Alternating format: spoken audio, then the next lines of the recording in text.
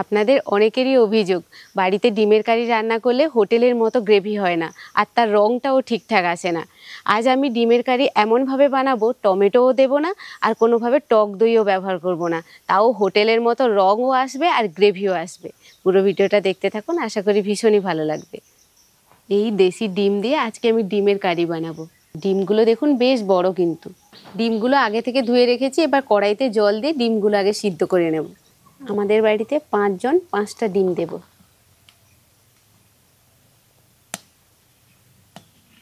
আমি দেশি ডিম দিয়ে বানাচ্ছি, আপনারা চাইলে পোলট্রি ডিম দিয়েও বানাতে পারেন, অথবা হাঁসের ডিম যদি খেতে ভালোবাসেন হাঁসের ডিম দিয়েও করতে পারেন।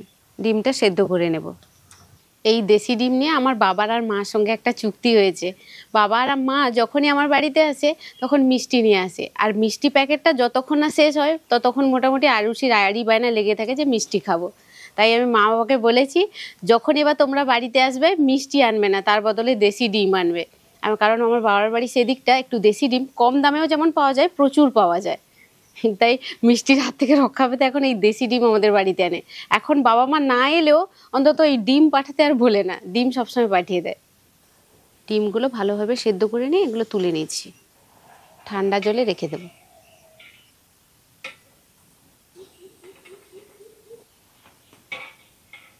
আরুষি বাড়িতে থাকলে এই ডিম ছাড়ানোর কাজগুলো আমাকে করতে হতো না।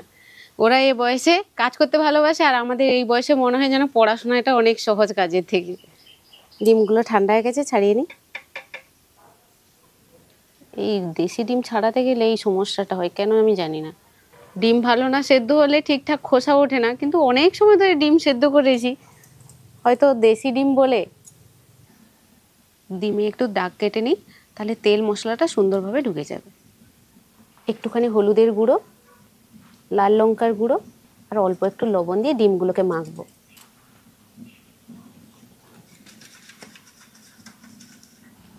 কড়াইতে একটুখানি সর্ষের তেল দিচ্ছি, ডিমগুলো ভাজবো। তেলটাকে ভালো করে তাঁতিয়ে নিয়ে এক এক করে ডিমগুলো দিয়ে দেব।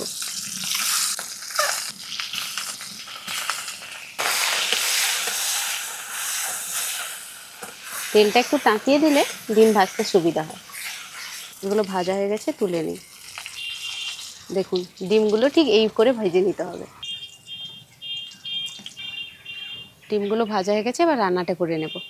এবার আমি যে পদ্ধতিতে গ্রেভি বানানো দেখাবো আপনারা সেই পদ্ধতিতে বানাবেন, তাহলে দেখবেন হোটেল বা রেস্টুরেন্টের মতো হচ্ছে। আর একটুখানি সর্ষের তেল দিয়ে 3টে মাঝারি মাপের পেঁয়াজ কেটে দিয়েছি। ডিম ভাজার পর যে একটুখানি তেল বেঁচেছিল ওটা কিন্তু আমি দেইনি, ওটা দিলে তরকারির রঙটা একটু কালচে হয়ে যায়। পেঁয়াজটাকে তেলের মধ্যে একবার দুবার নাড়িয়ে এর মধ্যে লবণ দিয়ে দেবেন, অল্প একটু লবণ, অল্প হলুদের গুঁড়ো, আর এখন দিচ্ছি কাশ্মীরি লঙ্কার গুঁড়ো, দিয়ে অল্প একটু জল দিয়ে দেবো। ব্যাস, এখন আর কিচ্ছু করবো না, এভাবে নাড়িয়ে নিয়ে একটা ঢাকনা দিয়ে রাখবো। পেঁয়াজকে ঠিকঠাক গলাতে না পারলে গ্রেভি ভালো আসবে না, আর প্রথম থেকে যদি পেঁয়াজকে তেলের মধ্যে খুব বেশি ভাজেন তাহলে পেঁয়াজটা ভাজা ভাজা হয়ে যাবে আর তরকারির রঙও কালো হয়ে যাবে, গ্রেভিটাও ভালো আসবে না। ঢাকনাটা খুলে নিই। পেঁয়াজটা সুন্দর সেদ্ধ হয়ে গেছে, ভালোভাবে গলেও গেছে। এবার থেতলে নেওয়া কিছুটা রসুন দিলাম, আদা বাটা, ঝাল লঙ্কার গুঁড়ো, ঝালটা আপনারা বুঝে দেবেন, ধনে গুঁড়ো, জিরের গুঁড়ো। আর আজকে গোটা গরম মশলা তেলে আমি দেবো না, এইখানেই দেবো, আর একটা তেজপাতা দিচ্ছি।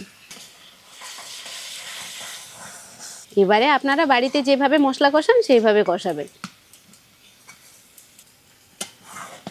একেবারে কম আঁচ দিয়ে ধীরে ধীরে কষাতে হবে। এই দুটো গোটা রসুন আমি দেবো, আর রসুনগুলো দেখুন ওপরে খোসাটা সুন্দর করে ছাড়িয়ে নিয়ে ধুয়ে নিয়েছি। মশলাটা প্রায় কষানো হয়ে আসবে, সেই সময় রসুনটা দিতে হবে। পেঁয়াজটা কত সুন্দরভাবে গলেছে দেখুন। রান্নাতে একটু তেল কম দিন, কিন্তু পেঁয়াজটাকে ভালো করে গলাবেন। দেখুন এই রান্নাতে না দিচ্ছি কোনো অতিরিক্ত মশলা আর না দিচ্ছি অতিরিক্ত তেল, তবে পেঁয়াজটা একটুখানি বেশি দিয়েছি, শুধুমাত্র মশলা কষানোর কাছে কিন্তু আপনার কারি হবে। এরকম মশলার গা থেকে তেল ছেড়ে এলে আমি জল দিয়ে দিচ্ছি, উষ্ণ গরম জল দেবে। এখানে তো আর সেদ্ধ হওয়ার কিছু নেই, আর মশলাও সুন্দরভাবে কষানো আছে, তাই এতটুকু জল দিয়ে ফোটাতে হবে। গ্রেভি অনেক সময় ফুটিয়ে নিয়েছি, এবার ভাজা ডিমগুলো দিয়ে দিচ্ছি। পেঁয়াজে লবণ ছিল, আর একটুখানি লবণ দিলাম। আরও কিছুটা সময় ফুটবে, তারপরে ফাইনালি দেখা যাবে হোটেলের মতো কালার আসে কিনা।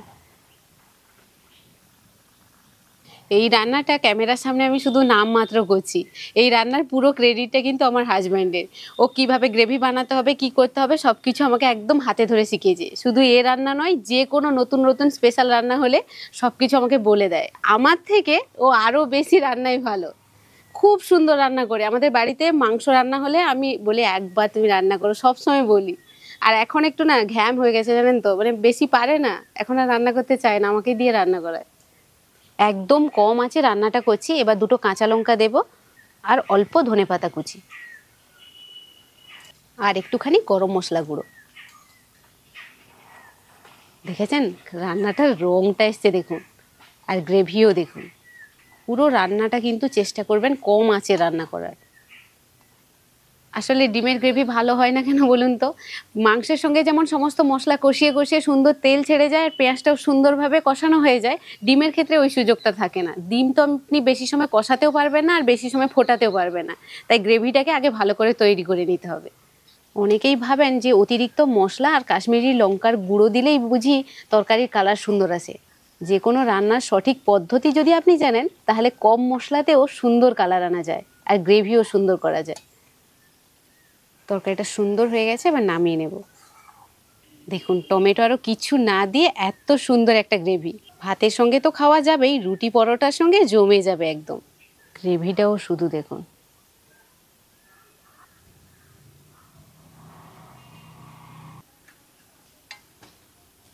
অসাধারণ দেখতে হয়েছে। রান্নাটা দেখে কি আর টেস্ট করার কোনো প্রয়োজন আছে? আমার তো দেখেই মনে হচ্ছে ভালো হয়েছে। আপনারা বাড়িতে বানাবেন, তারপরে কমেন্ট করে জানাবেন কেমন হলো। সবাই খুব ভালো থাকবেন, সুস্থ থাকবেন। আজকের মতো টাটা। হ্যাঁ, তবে কিন্তু নুন ঝালটা ঠিক থাকলে আর সব কিছু ঠিক থাকবে।